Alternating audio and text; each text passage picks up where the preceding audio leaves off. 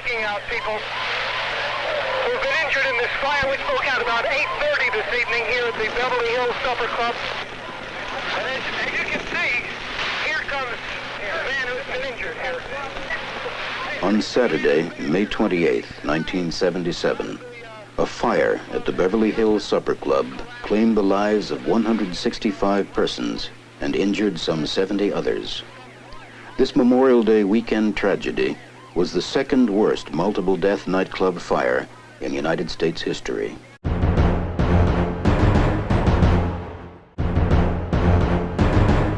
Delayed alarms. No emergency plans. No fire protection. No fire drills. Unsuitable interior finish. Lack of exits. Overcrowding. The Beverly Hills Supper Club was completely destroyed in the May 28 fire. This scale model represents what the building looked like before it burned. The building was basically 1 story high, except this front portion, the original part of the club built in 1937, was 2 stories high. An unenclosed curved stairway went from the first floor to the second floor. Several additions over the years made it essentially a windowless building covering more than 1.5 acres. The club was not provided with automatic sprinkler protection as required by codes in effect at the time of the fire, nor was there a fire detection or alarm system installed. On the night of the fire, there were more than 2,600 people in the club. More than 1,200 people were in the cabaret room. The room was overcrowded. Aisles were narrow, there were chairs on the aisles and ramps, and tables were close together. Between approximately 8:45 and 8:50 p.m., employees discovered a fire in the unoccupied Zebra room. The probable cause of fire in the Zebra room was electrical in nature. The club had no emergency evacuation plan, and the staff was not trained in fire emergency procedures. Using portable fire extinguishers, they made an unsuccessful effort to put out the fire before notifying the fire department or alerting the patrons. The people in rooms at the front of the club began to leave the building almost simultaneously. Buildings of the 70s defined modern designs and were more functional than buildings from previous years. However, the enforcement of safety for additions to buildings was still on the hook despite past tragedies like the 1942 Coconut Grove fire. The nightclub that caused the third deadliest nightclub fire in U.S. history on May 28, 1977, had many additions. The nightclub operated without loud-sounding fire alarms, no sprinkler system, and no firewalls to prevent the rapid spread of fire. There was a luxurious spiral staircase that wasn't enclosed. The nightclub had no public address system, and fire safety training was never used for employees. Few doors lead to the outside, and some of those doors were obstructed. There were no windows to escape because of exterior facades. Those outdoor facades kept the smoke and fire raging and spreading inside.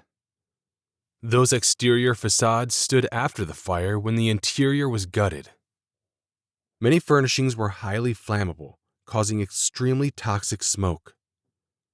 Access to the club for emergencies was limited by one narrow road up a steep hillside, and water to fight a disaster was limited. Electrical wiring shorted and caused the third deadliest nightclub fire in U.S. history. The Life Safety Code defines occupant load as the number of people that can be safely accommodated in a room or in a building based on the number of exits and their size. The number of people in the cabaret room on the night of the fire was 3 times what that room could safely hold. The total number of people in the club was twice what it could safely hold. From a life safety viewpoint, the club had 2 problems. 1, it did not have the minimum number of exits required by the code. And 2, based on the exits provided, it was overcrowded. In general, the more exits you put into a room or space, the more people you can place into that room. However, exits are more than just doors. Those doors have to lead to a safe place. In most cases, you start with a building that has all the exits needed for safety. but then a new wing is added, and you lose exits. If care is not taken to ensure proper exits, as more additions are made, more exits are lost until life safety, or the opportunity to get out in case of an emergency, is questionable. The Beverly Hills Supper Club had numerous and serious deviations from requirements of the Life Safety Code.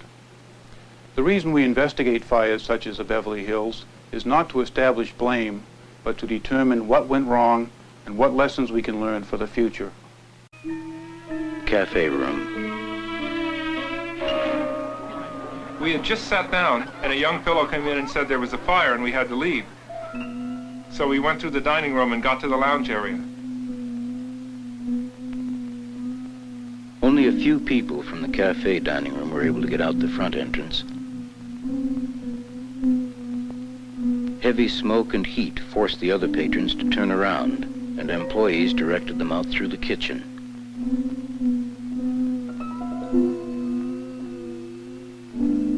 The Empire Room. The guy up on the podium announced there was a small fire in the building and would we please exit out the front.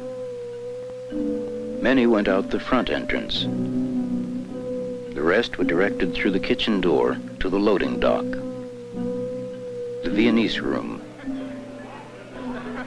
It seemed like an awful long way to the exit, and all kinds of people were converging out in that hallway from all over, pushing. Some women started to scream. The smoke was kind of thick. When the front exit became impassable, the people from the Viennese Room went through the kitchen, and some went out the garden room exits. Upstairs, in the crystal rooms. Before we knew it, smoke just started pouring in from everywhere. In a matter of seconds, we were all gagging and choking. The unenclosed curved stairs quickly became unusable. Patrons had to leave through the service hall and down through the kitchen.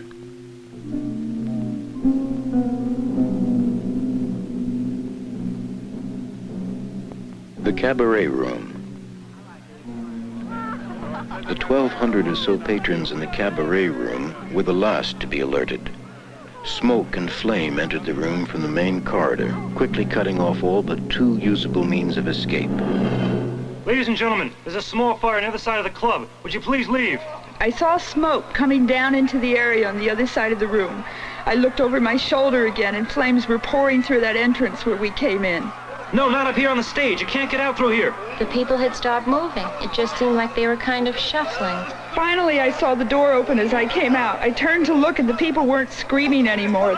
The smoke had covered them all up.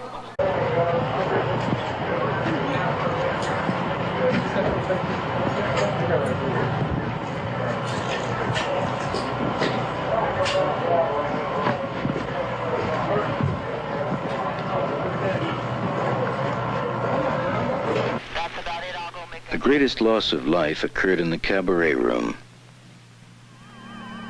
99 victims were found near Exit A.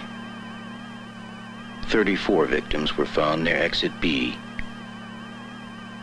One was pulled out from behind the stage after a hole was battered through the wall. 25 more fatalities were discovered the following morning when firefighters were able to re-enter the building. The cause of death was determined to be smoke inhalation and acute carbon monoxide intoxication. Some of the fatally injured managed to escape from the building, only to collapse and die outside. Panic was not a major factor in the large loss of life. As a result of the May 28, 1977 fire, fire inspections are enforceable, and buildings across the U.S. include room occupancy limit signage, more exit doors, and exit signage.